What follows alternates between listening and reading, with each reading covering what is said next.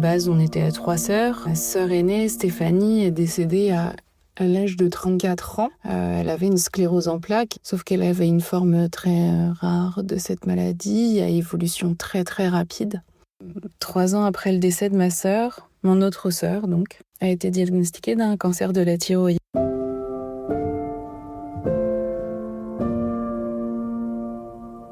La dernière des 3 filles, saine, moi aussi, j'ai une maladie potentiellement mortelle.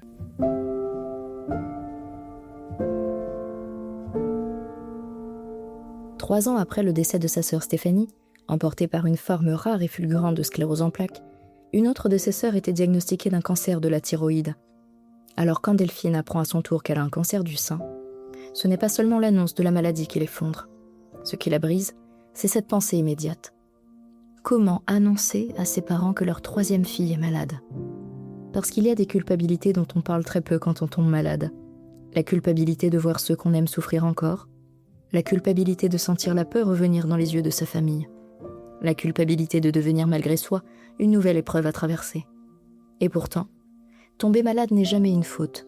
Être malade ne fait pas de nous un fardeau. Et derrière cette culpabilité immense se cache souvent quelque chose d'encore plus grand. L'amour. L'amour qu'on porte à ses proches. L'amour qui pousse parfois certains patients à minimiser leur propre douleur pour protéger ceux qu'ils aiment. Dans cet épisode d'État d'âme, Delphine raconte le cancer du sein, le brouillard mental après les traitements, la reconstruction, la fatigue invisible, mais aussi cette manière bouleversante qu'elle a eue de transformer la maladie en entraide, en sororité et en force pour les autres. Un témoignage sur la peur, sur la résilience et sur cette lumière qu'on peut parfois retrouver, même après le chaos. Vous êtes sur État d'âme, le podcast au cœur de votre santé, pour toutes les femmes dont le corps et l'esprit ont été bouleversés. Excellente écoute.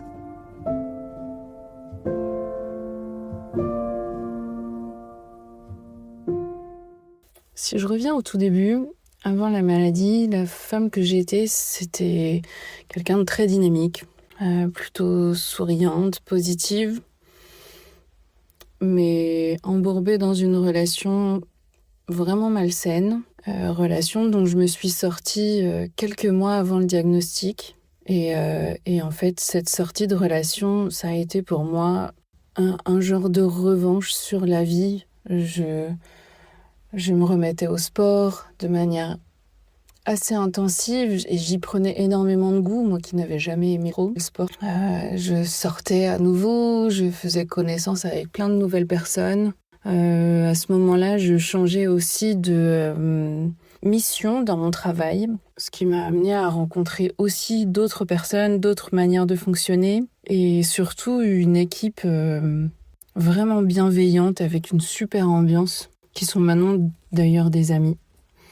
Et en fait, oui, avant la maladie, je reprenais le dessus sur ma vie, je reprenais goût, je vivais à nouveau. Vraiment, c'était ça. Juste avant le diagnostic, je vivais à nouveau. J'étais à nouveau libre de faire mes propres choix, de faire mes propres erreurs et de profiter de ce dont j'avais envie de profiter. Et du coup, ma vie d'avant, je vais considérer qu'elle a commencé vraiment une fois que j'ai été séparée de cette personne-là, parce qu'avant, c'était pas vraiment moi. C'était quelqu'un d'assez... je vais pas dire renfermé, mais j'habitais loin de la ville, loin de mes amis, et je les voyais peu. J'ai toujours été très solitaire, quoi qu'il arrive, mais je les voyais peu. C'est vrai que mon monde tournait autour de la personne avec qui j'étais en couple. Il y avait un côté de cette vie que j'aimais énormément parce qu'on avait notre maison en bord de mer. On profitait, la vie était douce, disons. Mais j'avais cette vie aussi où, avec cette personne-là, j'étais vraiment pas en confiance. Il me faisait peur, en fait. Donc vraiment, je considère pas cette relation comme ma vie d'avant. Ma vie d'avant, c'était la liberté. Ma vie d'avant, c'était la liberté, le goût de profiter de la moindre petite chose dans la vie. C'était l'importance que je portais à ma famille, à savoir que j'habite à 2 heures de route de mes parents et de ma sœur. Donc, je descendais les voir à minima une fois par mois. Et ça a toujours été quelque chose de très important. On a eu une vie pas mal chamboulée. Parce que à la base, on était 3 sœurs. Ma sœur aînée, Stéphanie, est décédée à l'âge de 34 ans. Elle avait une sclérose en plaques et ça a été une sacrée épreuve pour la famille parce que forcément, on l'a vue dépérir nettement plus vite que ce qui était prévu. La sclérose en plaques, normalement, c'est pas une maladie dont tu décèdes. Sauf qu'elle avait une forme très rare de cette maladie, à évolution très très rapide. Et en fait, elle est partie. Elle était enfermée dans son corps, elle était consciente, mais enfermée dans son corps. Son corps ne pouvait plus bouger. Quand elle est partie, ça faisait déjà 2 ans qu'elle nous répétait, dès qu'elle pouvait, dès qu'elle avait la capacité d'exprimer ce qu'elle avait besoin de dire, elle nous demandait en fait de mettre fin à ses jours parce que c'était plus supportable pour elle. Donc ça a été une épreuve vraiment très compliquée. Le mot est faible, je pense. Ça a été aussi une épreuve qui nous a énormément soudés dans la famille. Avant ça, on était, disons, une famille lambda où chacun vivait sa vie et pas forcément... on n'était pas forcément accrochés les uns aux autres. Bien évidemment, il y avait ma mère qui faisait toujours le lien entre tout le monde, mais j'ai jamais appelé mes sœurs, j'ai jamais... pour savoir comment ça allait. En fait, on n'avait pas ce genre de relation. Bon, j'appelle toujours pas ma sœur, mais par contre, maintenant, on prend des moments pour profiter l'une de l'autre. Et forcément, en fait, cette épreuve de famille, ça a changé quelque chose. Ça a, pour tout le monde dans la famille, remis en question notre rôle, nos implications, notre propre mortalité. Clairement, ça nous a tous mis un peu face à notre propre mort aussi. Et ce qui a fini d'achever cette transition, c'est que 3 ans après le décès de ma sœur, mon autre sœur donc, a été diagnostiquée d'un cancer de la thyroïde avec métastase, avec une micrométastase. Et forcément, deuxième chamboulement pour mes parents, deuxième enfant touché par la maladie. Donc ça nous remet un peu dans tout ça, en fait, dans cet accompagnement dans la maladie. Ça re-questionne notre lien avec la mort. Ça a été, oui, très impactant. Et puis, forcément, est arrivée l'annonce. En fait, ce qui s'est passé, les premiers signes, ça a été moi qui ai découvert quelque chose. En fait, à 35 ans, suite à cette séparation, je reprends ma vie en main, je reprends conscience de mon corps, qu'il m'appartient, qu'il faut que j'en prenne soin, et me revient en tête une consultation avec une sage-femme il y a 1 an de ça, qui me parle pour la première fois d'autopalpation, qui m'explique super bien les choses. À l'époque, c'est entré dans une oreille, ça a été classé dans un coin de mon cerveau, et puis c'est resté là gentiment, et puis là, pourquoi, je sais pas. Ce jour-là, fin de journée, je rentre du sport, je prends ma douche, et puis je me dis, tiens, c'est vrai, elle m'avait parlé de ça, faudrait peut-être que je le fasse. Donc je fais ma première autopalpation. Et je me rends compte que dans l'un des 2 seins, le ressenti est pas le même. J'ai l'impression de sentir quelque chose, mais quelque chose d'assez large. Donc je m'inquiète pas forcément beaucoup.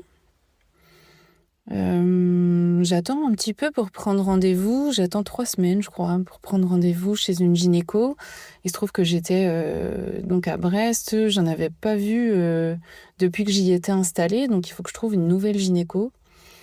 Et j'arrive à prendre rendez-vous. J'avais rendez-vous un mois plus tard. Donc, ça nous amène mi-janvier 2022.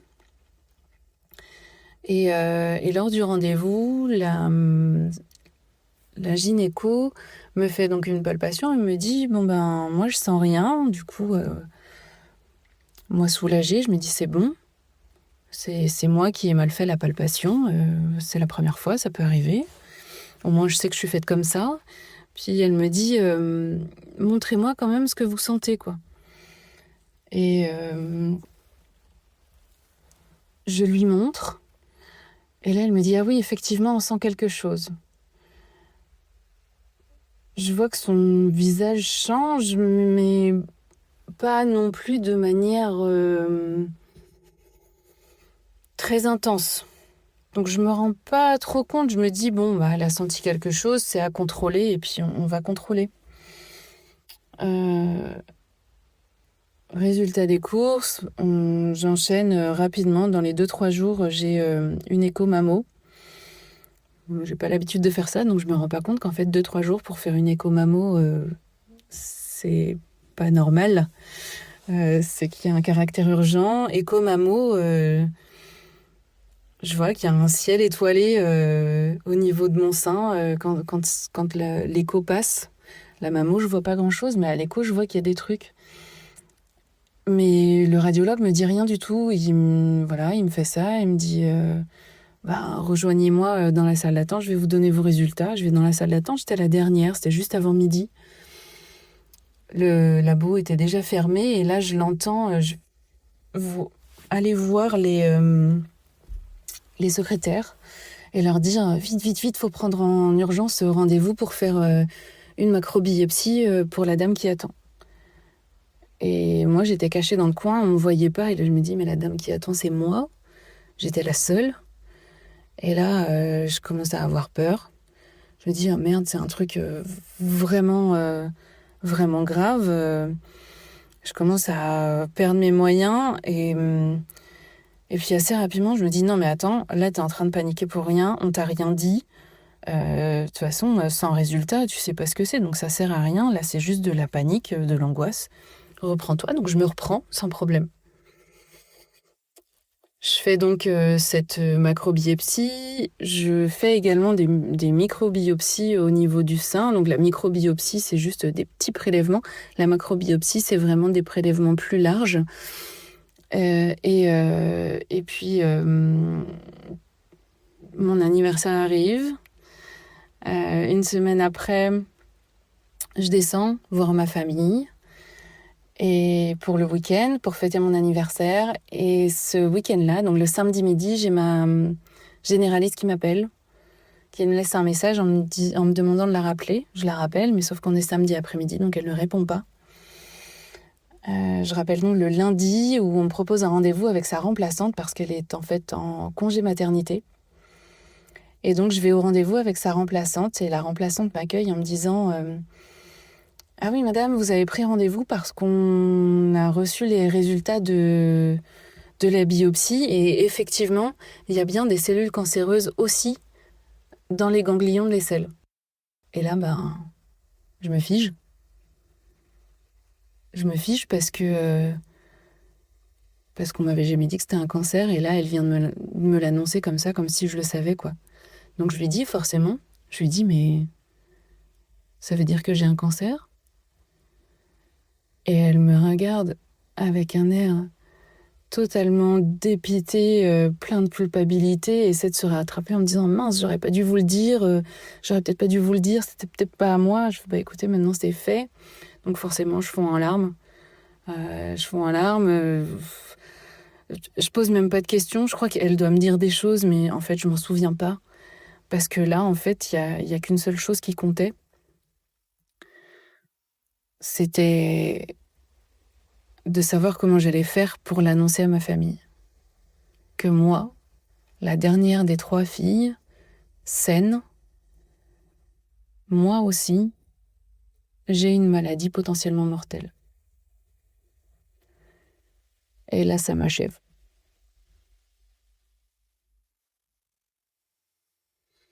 Donc cette annonce, elle a été vraiment très spéciale. Elle...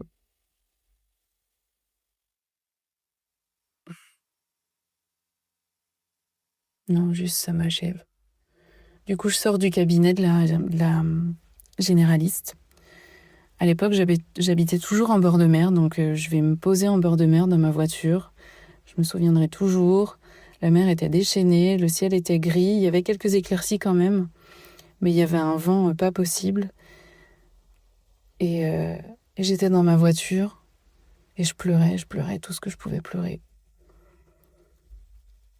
Et je pleurais vraiment pas parce que j'étais malade, je pleurais parce qu'il allait falloir que j'annonce à mes parents que leur troisième fille était malade.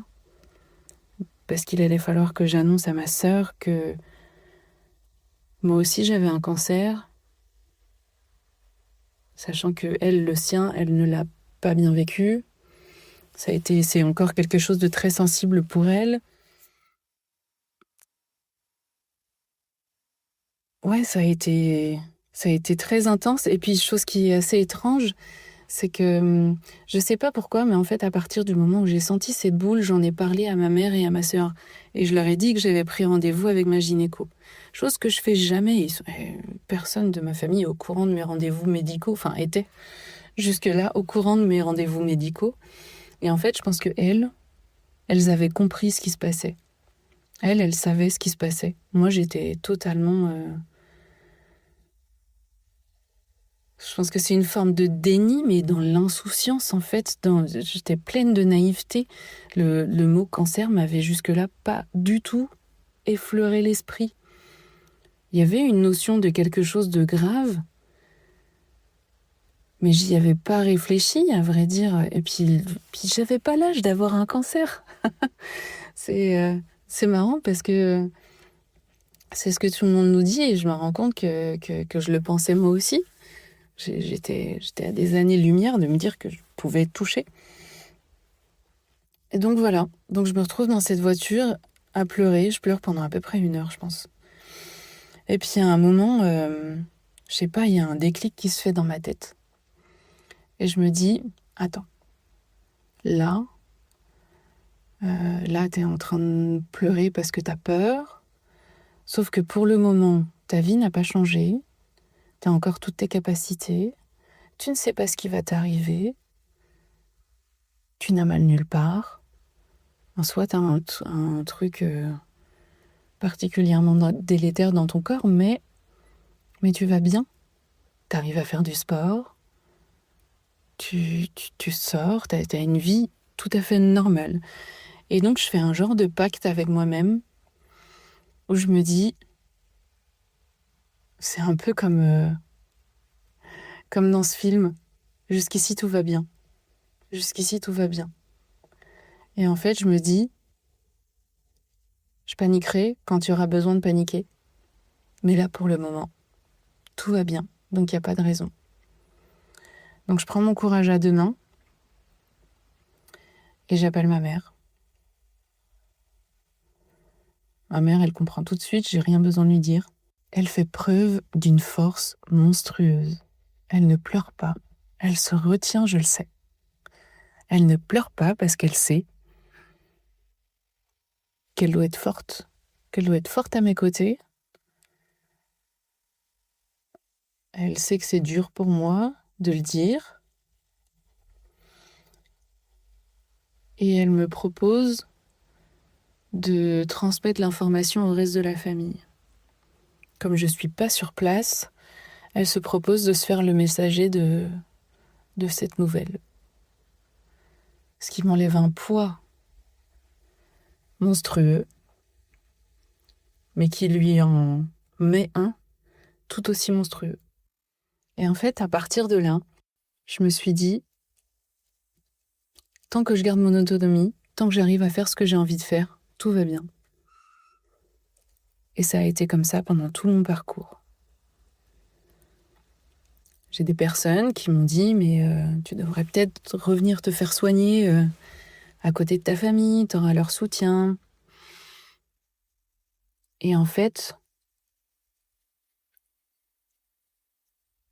émotionnellement, c'était quelque chose de tellement dur d'imposer ça en quelque sorte à ma famille que j'ai fait le choix de rester à 2 heures de chez eux, de ne les voir que très rarement. Et pendant toute la durée de mes traitements, je n'ai vu quasiment que des soignants et malades. J'allais voir mes parents de temps en temps. Je me faisais quand même mes 2 heures de route régulièrement pour passer faire des petits coucous. Je me suis même fait une semaine de vacances dans le sud de la France, chez une de mes tantes. Et en fait,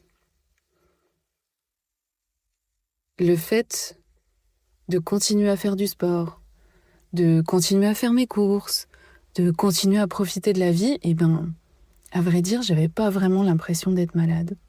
Je le voyais physiquement. Forcément, j'ai perdu mes cheveux. J'ai perdu tous les poils de mon corps, d'ailleurs. Ça a été assez bizarre, je dois dire, assez pratique, mais assez bizarre quand même. C'était les seules choses, en fait, qui me faisaient dire que j'étais malade. Mais en fait, dans ma tête, je me sentais bien. Je me sentais bien. Pour le coup, je travaillais plus et mon travail ne m'intéressait plus du tout. Donc, ça m'allait bien. Je refaisais du sport. Au sport, je me sentais hyper vivante. J'arrivais à faire des performances quand même. Enfin, moi, je fais du crossfit. Un équivalent de crossfit en mode adapté à ma pathologie. Mais j'y allais au crossfit le lendemain de mes chimios. Et ça me faisait un bien monstrueux. Et j'y allais 2, voire 3 fois par semaine. Et ça me faisait énormément de bien. J'avais l'impression, de reprendre la main sur mon corps. Je le sentais vivant. Et ça a été vraiment quelque chose de très important dans mon parcours. Donc il y a eu combat intérieur, certes, mais à vrai dire, j'ai pas eu l'impression de me battre à ce moment-là. J'ai fait de la chimio, j'ai fait une mastectomie, on m'a reconstruit le sein immédiatement avec une prothèse, j'ai fait de la radiothérapie, et franchement, je trouve que ça s'est plutôt bien passé. Ma première chimio, je suis restée chez moi pendant 3 semaines à attendre d'avoir des effets secondaires qui sont jamais arrivés.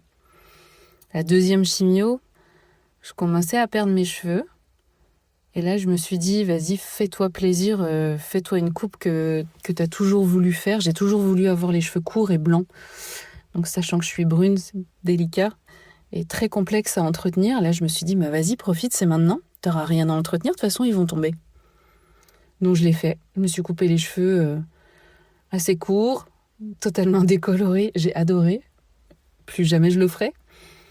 Mais j'ai adoré. Et puis, en fait, la machine était lancée. J'étais autonome. Tout se passait bien. Je pouvais sortir mes animaux. Je courais. Vraiment, ça se passait bien. La seule chose qui a changé au fil du temps avec les chimios, c'est que j'avais besoin de faire de plus en plus de siestes.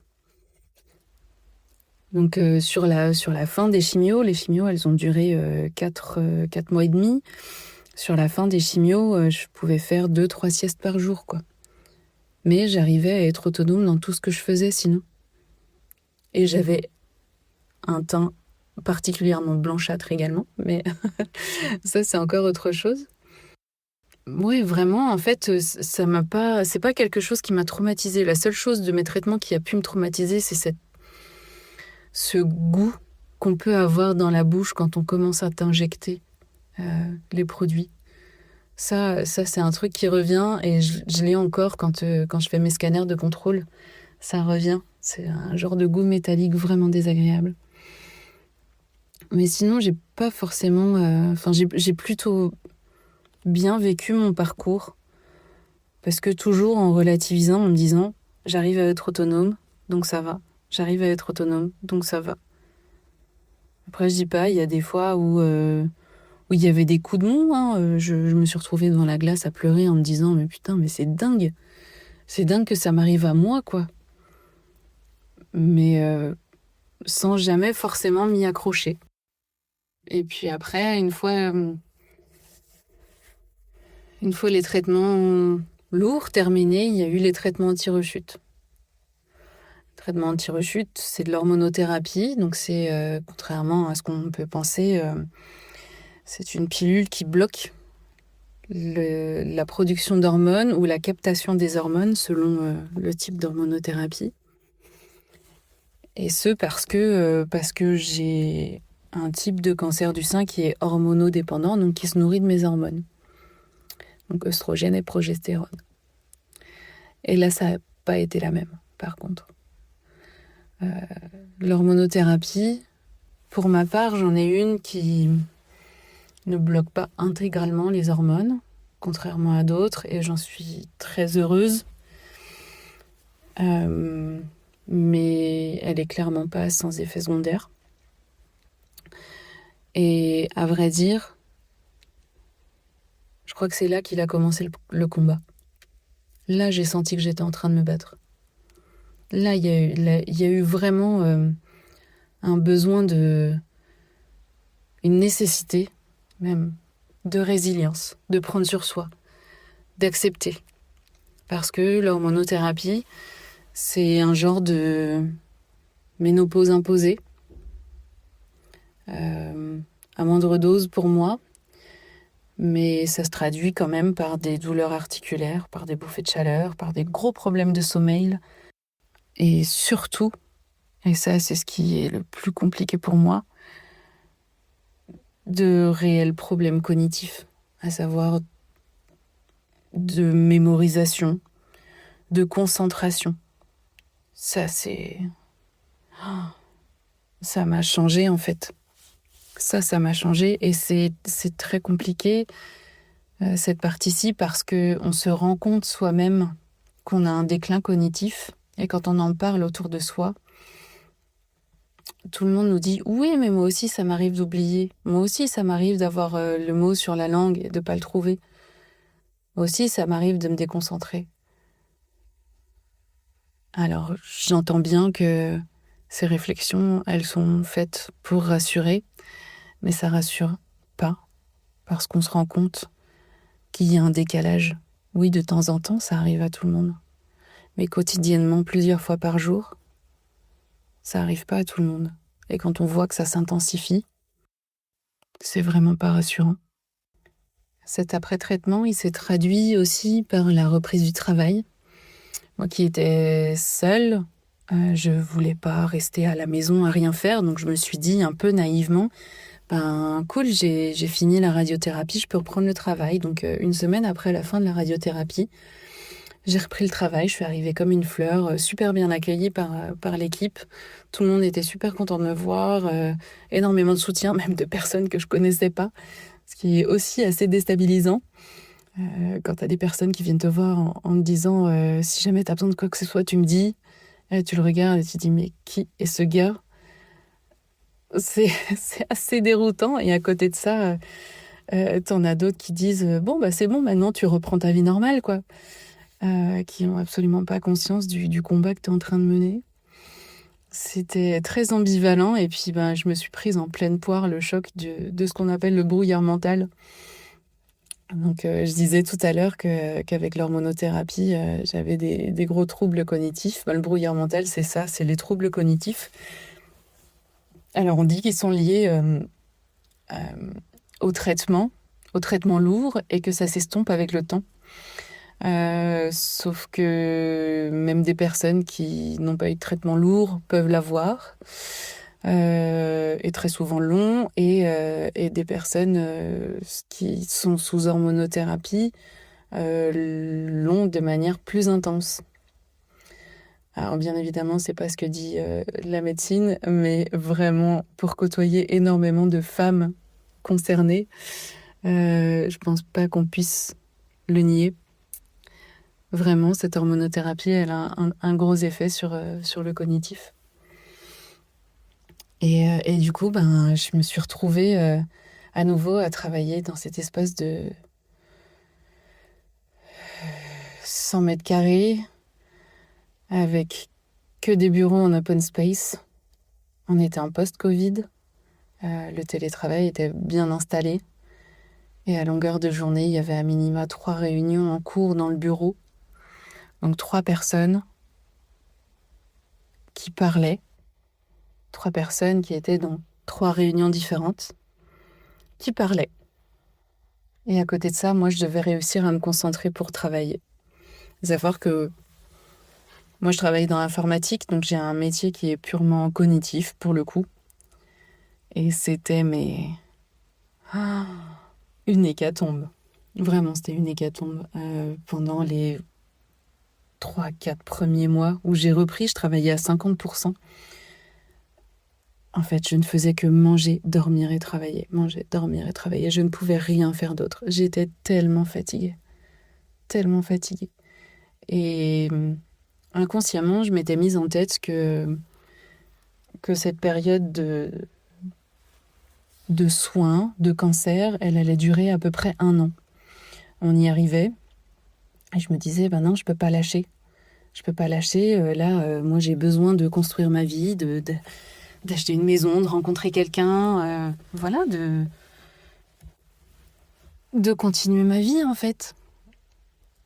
Sauf que ça s'est pas vraiment passé comme ça. J'ai travaillé 6 mois. Puis j'ai fait un genre de burn-out, en fait. Un jour, je suis allée je suis pas allée au travail. Je suis restée en télétravail. Tous les matins, on a une petite réunion pour dire à peu près ce qu'on fait et si on a besoin de coups de main sur des trucs. Et en fait, quand mon tour de parler est arrivé, j'ai fondu à larmes en leur disant je sais pas si je vais y arriver, j'y arrive plus. Et là, tout le monde m'a dit mais en fait, Delphine, arrête quoi, mets-toi en arrêt. Parce que là, tu pousses, on voit bien que tu pousses depuis des mois et là, ça le fait pas. Donc, mets-toi en arrêt. Du coup, je me suis mise en arrêt. Pendant peut-être 2 mois, j'ai repris ensuite à 30%. 30%, ça allait. Mais en fait, j'avais de moins en moins d'intérêt pour mon travail. Ça devenait de plus en plus compliqué. En plus de ça, en parallèle, j'allais commencer ma reconstruction. Et du coup, ça impliquait moi, je faisais... L'idée, c'était de faire du lipofilling, donc de faire une liposuction là où il y a de la graisse dans mon corps et d'injecter cette graisse au niveau du sein. Et en fait, ça implique de le faire plusieurs fois. Pour le coup, moi, je l'ai fait 6 fois. Donc à chaque fois, tous les 4-5 mois, c'était une opération. Donc tous les 4-5 mois, c'était une opération, une anesthésie générale, 2 voire 3 semaines d'arrêt, et 2 voire 3 semaines de travail à rattraper derrière, d'informations à rattraper. Et plus ça allait, et plus je me déconnectais du travail. Ça devenait lourd en fait. Ça devenait vraiment lourd. Et puis à un moment, je me suis dit, de toute façon, la priorité c'est toi. Arrête de te mettre dans des situations inutilement stressantes ou fatigantes. Et du coup, j'ai pris le parti d'arrêter les opérations de reconstruction. Donc je suis pas entièrement reconstruite. J'aurais pu avoir 2, 3, peut-être même 4 lipofilling encore. Mais j'ai pris le parti d'arrêter parce que ça me fatiguait de trop. Je me sentais tellement à l'ouest. Trop déconnectée, trop fatiguée. C'était beaucoup trop. Quand je disais tout à l'heure que la partie combat, c'est dans l'après-cancer qu'elle a commencé. Là, on était vraiment dans le dur du combat, quoi. Toujours à lutter contre la fatigue, à lutter pour se souvenir de choses, se rendre compte qu'on a oublié. Moi, clairement, j'en arrivais à ne plus connaître les basiques de mon métier. Donc ça devenait vraiment très intense. Et en fait, très tôt dans mon parcours, moi j'ai eu besoin de partager. Je me suis isolée de tout le monde pour ne pas en quelque sorte subir les émotions des autres, mais j'avais quand même besoin de partager mes émotions, partager mon parcours, partager les informations que je trouvais parce que je me rendais compte aussi que j'étais pas la première à passer par là et que pour autant, j'avais très très peu été informée dans mon centre de soins. On m'avait pas expliqué qu'il existait plusieurs techniques de reconstruction mammaire, qui n'avaient pas les mêmes implications au niveau arrêt de travail, au niveau esthétique,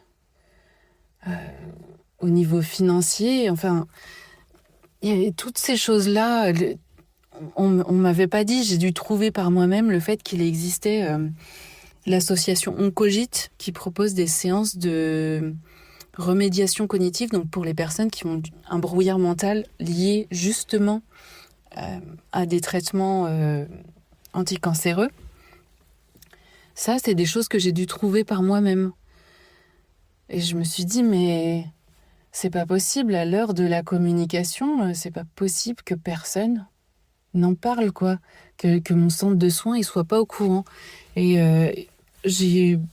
voilà, dès le début, j'avais cette sensation-là, qu'il fallait partager l'information. Pas forcément mon parcours, même si ça peut être une piste, mais partager les informations. Et j'ai réfléchi à plusieurs possibilités. Je me suis dit, je pourrais peut-être faire un podcast ou je pourrais peut-être faire une chaîne YouTube où je fais des petites vidéos ou des choses comme ça. Et puis en fait, j'en avais pas forcément l'énergie. J'avais quelques compétences, mais j'étais clairement pas professionnelle dans le domaine. Et ça me semblait un petit peu trop. Et puis il est arrivé un moment où j'ai échangé avec une personne avec qui je faisais du sport sur le fait que entre patientes, on discute pas en fait. On n'échange pas, on partage pas nos parcours. Et du coup, il y a un vrai manque de ce côté-là. Et là, je me suis dit, c'est peut-être ça en fait. C'est peut-être ça qu'il faut faire. Et du coup, l'idée, elle est venue comme ça. Il est arrivé un moment, donc c'était à peu près 2 ans après la fin de mes traitements lourds. Je me suis dit, tiens, et si je montais une asso juste pour créer des groupes de parole, en fait, pour les patients, pour les aidants, parce que les aidants aussi, ils ont besoin. Et je me suis lancée, parce que je me suis dit, de toute façon, là, foutu pour foutu, ça se trouve, dans 2 ans, tu fais une rechute qui pourrait être fatale et t'auras le regret de ne pas avoir essayé. Et là, c'est vraiment, en fait, ça, c'est un truc que le cancer a vraiment changé dans ma façon de vivre. C'est le fait d'oser. Avant, je me fiais énormément à l'avis des autres, au ressenti des autres.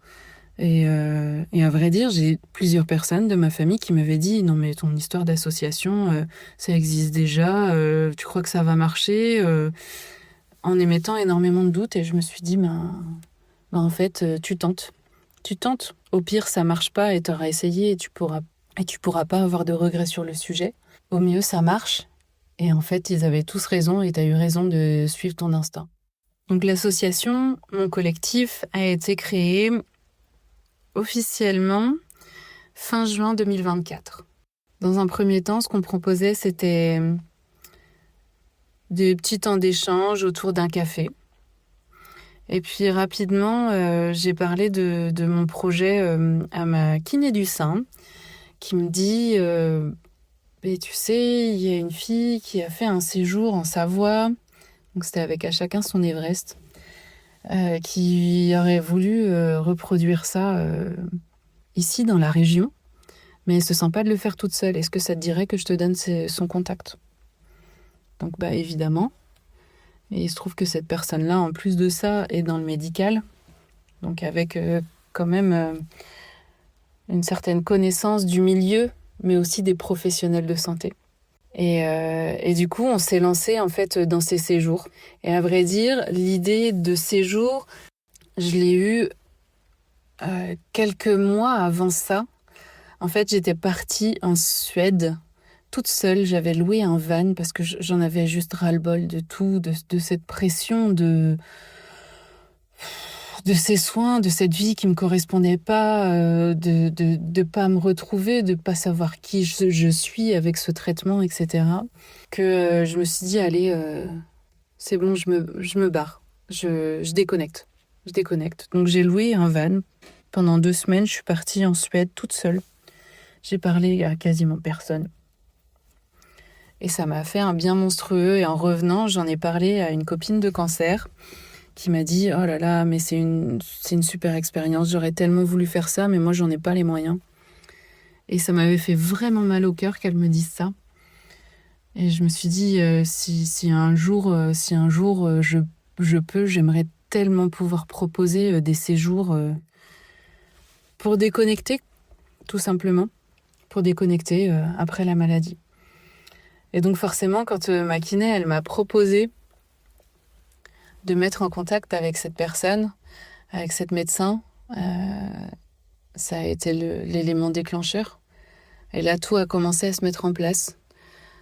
On s'est dit, donc là, on s'est rencontrés en septembre 2024, on s'est rencontrés donc 2 mois après la création de l'asso.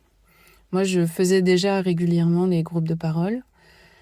Et arrivait Octobre Rose, donc là on s'est dit, il faut qu'on arrive à récolter des fonds. On s'était dit, si déjà on peut récolter suffisamment de fonds pour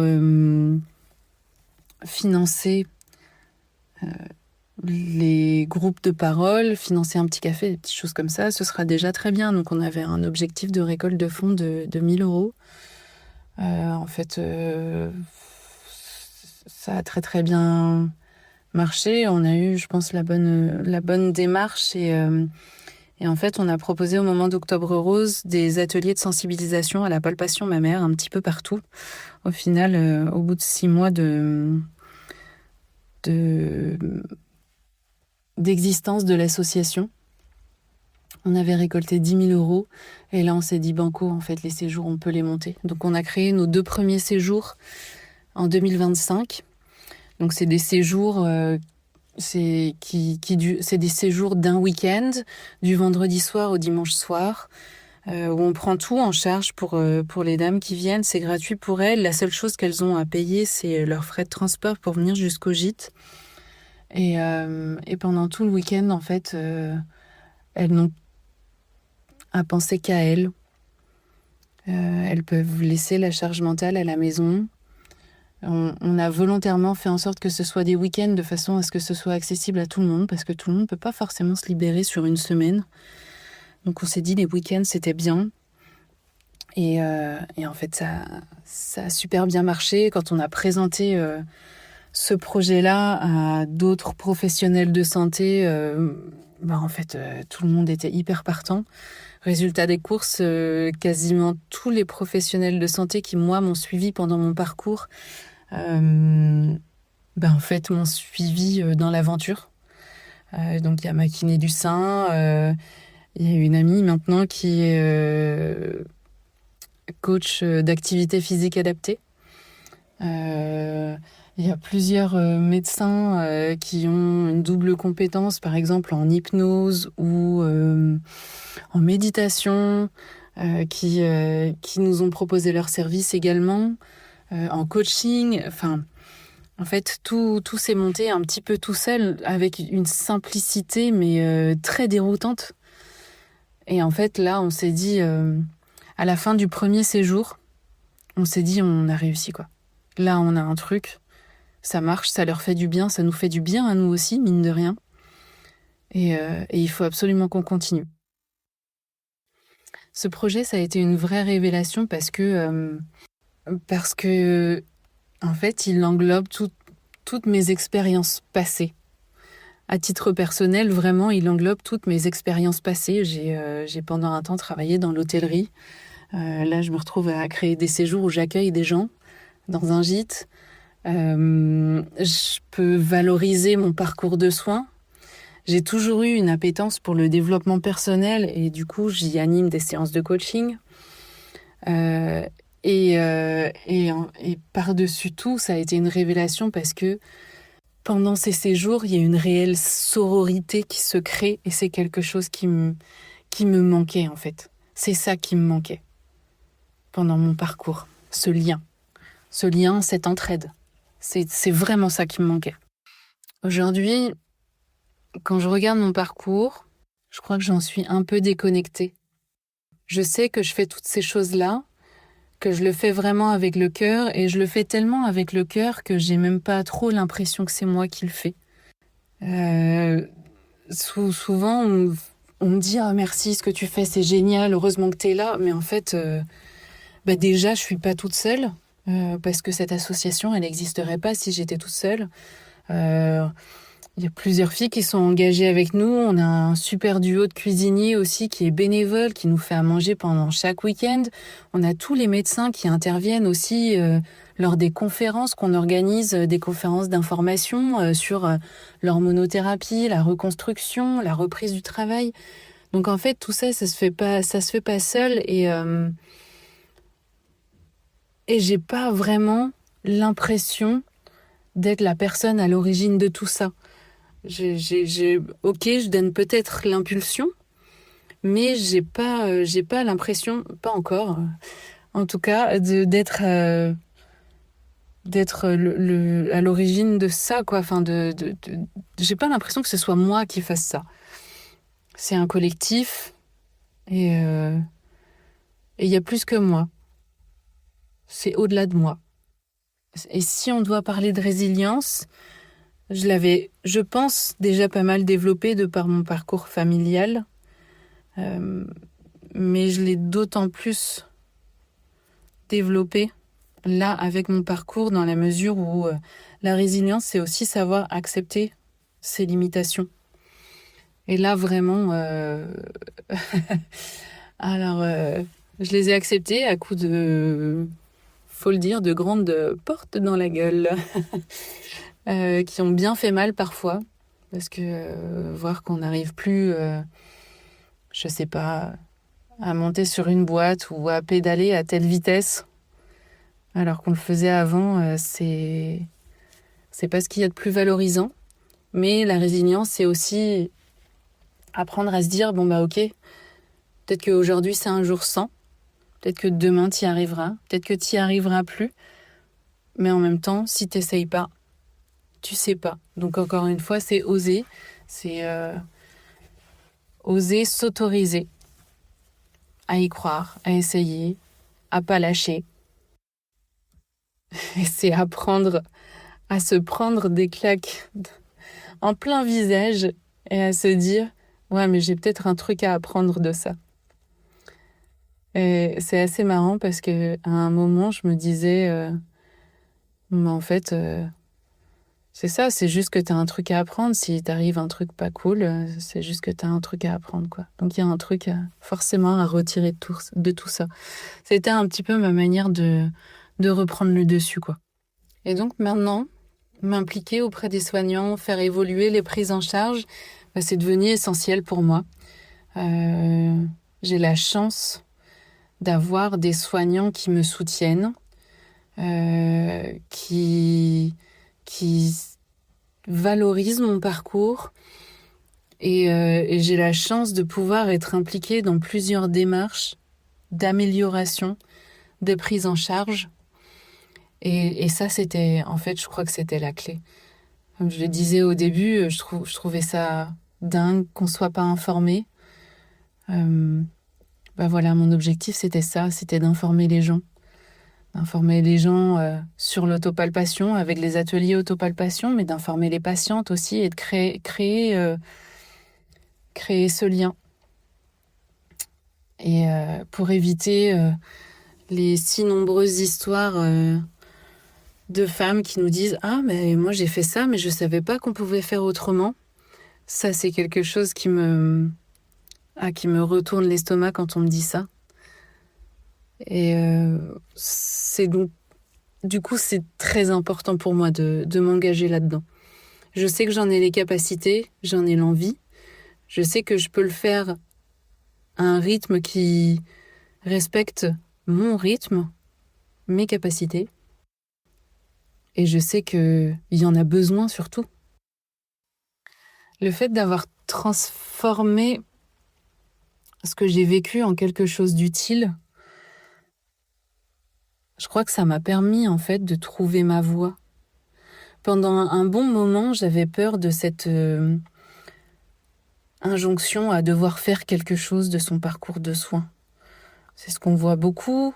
Et je voulais pas tomber là-dedans, sauf que c'était vraiment quelque chose qui était dans mes tripes en fait. J'avais vraiment besoin de le faire. Et à partir du moment où j'ai accepté ça, où j'ai accepté que c'était un besoin intérieur qui allait presque au-delà de moi en fait, et ben ça a tout changé parce qu'en fait ça a donné un sens. Ça a donné un sens, pas forcément que à mon parcours de soins, mais à tout mon parcours de vie de manière générale. Ça a donné un sens parce que tout ce que j'ai pu apprendre auparavant, que ce soit dans mes études, dans mes emplois précédents, dans mes relations précédentes, dans mon enfance, tout me sert maintenant dans cette aventure associative.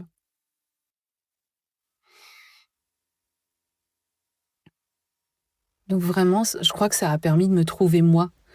Je ne dirai jamais que je suis contente d'avoir traversé un cancer pour en arriver là, mais en tout cas, je suis contente d'en être arrivée là. Parce que je sais pas comment ça aurait terminé s'il n'y avait pas eu ce cancer-là pour m'arrêter, quoi. Pour arrêter, pour m'ouvrir les yeux, pour me... Si... Ouais, oh là là, c'est dur à exprimer. Ouais, je sais pas où j'en serais si ce cancer était pas passé par là.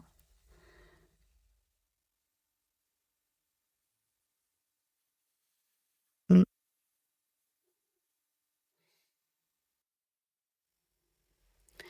Et donc là, dernièrement, j'ai choisi de quitter mon travail parce que ça m'intéressait plus, parce que cognitivement, j'y arrivais plus non plus. Ça devenait vraiment très compliqué. Et, j'ai choisi de l'arrêter aussi parce que j'ai pleinement conscience que ma santé est ma priorité et que j'ai envie de faire des choses qui me plaisent. Ça n'a pas été un choix simple parce que ça veut dire aussi quitter un certain confort. Forcément, passer d'un métier d'ingénieur informatique forcément passer d'un salaire d'ingénieur informatique à un SMIC, eh ben c'est pas du tout la même chose. La vie se passe pas de la même manière. Les charges ont plus le même poids dans le quotidien. Donc on voit les choses autrement, on vit autrement, mais je sais que c'est pour le mieux, je sais que c'est pour ma santé. Et honnêtement, intérieurement, je crois que ça a été un des plus gros soulagements, une des meilleures décisions de ma vie. Entre ça et quitter mon ex, ça a été vraiment la meilleure décision de ma vie parce que depuis, je trouve un rythme. Je sais qu'il y a un salarié avec l'association qui pointe le bout de son nez d'ici quelques mois. Je suis pas sans solution et en fait, je m'ennuie pas dans mon chômage parce que je travaille pour l'asso. Donc au final, j'ai arrêté mon travail qui me rémunérait, mais je travaille toujours. Je travaille à peu près à 50% de mon temps, ce que je faisais déjà quand j'étais dans mon ancien boulot. Et ça me convient très bien. Ça me convient très bien de me dire que je vais avoir la chance et l'opportunité de faire ça comme travail. Faire quelque chose qui me file la chair de poule quand j'y pense, quoi. À quelque chose que je pensais même pas. Et en plus de ça, enfin, tout s'enchaîne. Je viens d'avoir une super nouvelle où je vais pouvoir intégrer un DU à la Sorbonne pour me spécialiser en tant que patiente partenaire et référente en cancérologie. Sachant que c'est un DU qui accepte 25 personnes à l'année, qui existe seulement depuis quelques années. Les places, ils sont très chères. Le recrutement, il est très sélectif. C'est... Ouais, je sais que j'ai fait le bon choix. Je sais que j'ai fait le bon choix. Et tout autour de moi me dit que j'ai fait le bon choix. Donc c'est absolument sans regret et je sais que ça va bien se passer. Aujourd'hui, la femme que je suis devenue, elle est forte, elle est audacieuse, elle se moque du regard ou des jugements des autres. Et elle a suffisamment d'empathie pour pouvoir accompagner d'autres personnes dans ces parcours. J'ai un peu la sensation d'avoir brisé mes chaînes. La force que j'ai trouvée en moi, à vrai dire, je savais pas qu'elle existait, mais je pense que je la ressentais et je pense que c'est pas forcément que la mienne, c'est celle aussi de toutes mes bonnes étoiles qui sont tout autour, parce que je suis persuadée, intimement convaincue que tout ça n'est pas que de mon fait. Et cette force, je sais pas à quoi je pourrais dire qu'elle ressemble. Vraiment, je crois que ma grande force maintenant, c'est d'avoir le courage d'affronter le regard des autres, de contredire les autres, de pas me laisser porter par la personne qui parle le plus fort. Je crois que c'est ça. J'ai plus peur. Maintenant que j'ai essayé de oser et que ça marche, je me rends compte que c'est comme ça que je suis et comme ça que je m'épanouis. Si une femme traverse aujourd'hui un cancer du sein ou l'après-cancer, j'aimerais lui dire qu'elle n'est pas toute seule, que chacun a un vécu différent et que c'est très intéressant de s'en inspirer, que t'as le droit d'en parler. T'as le droit d'en parler autour de toi parce que plus on en parlera et plus les gens autour de nous auront conscience de ce qui se passe. J'ai envie de lui dire aussi qu'il existe justement plusieurs associations en France qui proposent des séjours comme nous on le fait et qui sont des vraies bulles de douceur en fait pour soi, et il faut pas hésiter à aller toquer à leur porte parce que c'est des super assos et c'est vraiment des séjours qui font du bien et qui font du bien sur le long terme et qui permettent aussi de poser certaines choses qu'on n'ose pas forcément partager avec sa famille ou avec son entourage. Donc si je devais lui dire quelque chose, c'est exprime-toi, ne garde pas tout pour toi, trouve juste les bonnes personnes à qui le dire.